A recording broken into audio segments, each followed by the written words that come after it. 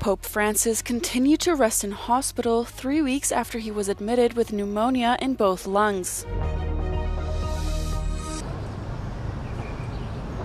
Pope Francis continued to rest in hospital on Friday, 3 weeks after he was admitted with pneumonia in both lungs. On Thursday, he thanked people for their prayers in an audio message broadcast.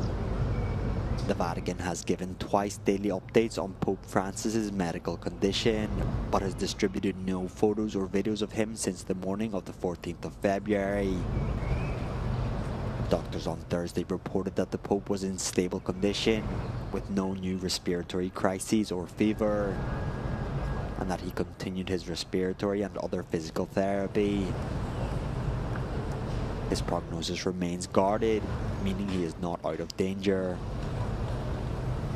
The 88-year-old pontiff has chronic lung disease and had part of one lung removed as a young man.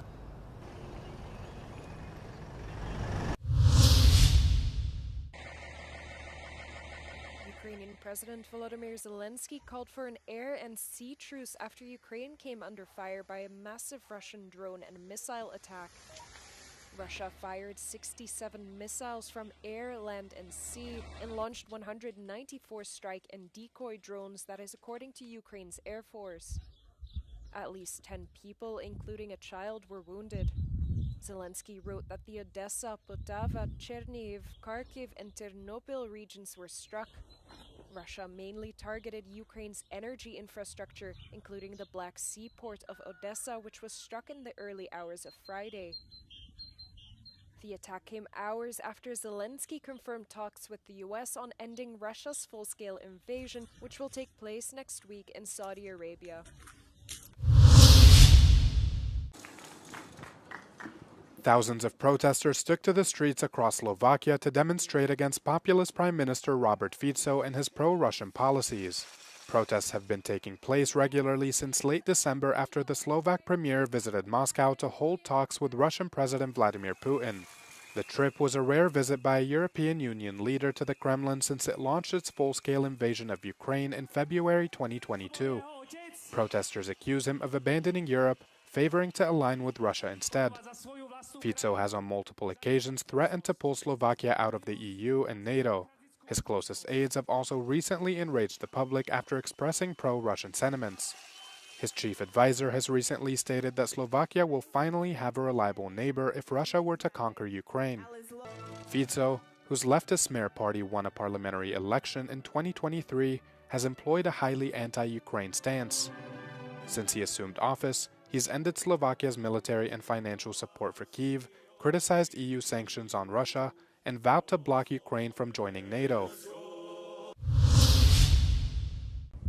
A 12-hour operation to defuse an unexploded World War II-era bomb near France's busiest train station was completed successfully. In the early hours of Friday, French railway operator SNCF uncovered an object they suspected was a bomb near the tracks leading to Paris's Gare du Nord station.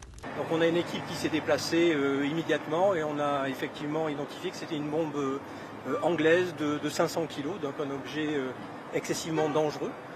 The defusal operation, which police decided to conduct on site, has caused hours-long delays and cancellations to travel. French authorities say some 500 trains were cancelled, impacting around 600,000 travelers in the Parisian station. But the station, servicing international Eurostar routes, has impacted more travelers than just within the French capital. They told us we had to get off in Brussels, and so now we're in line trying to figure out how to get to Paris. We're not sure how we're doing it yet, but we'd like to get there today if possible. The discovery of unexploded World War I and II bombs are not uncommon in France, but they're rarely found in urban and populous areas. Authorities are thankful a horrific tragedy was narrowly missed.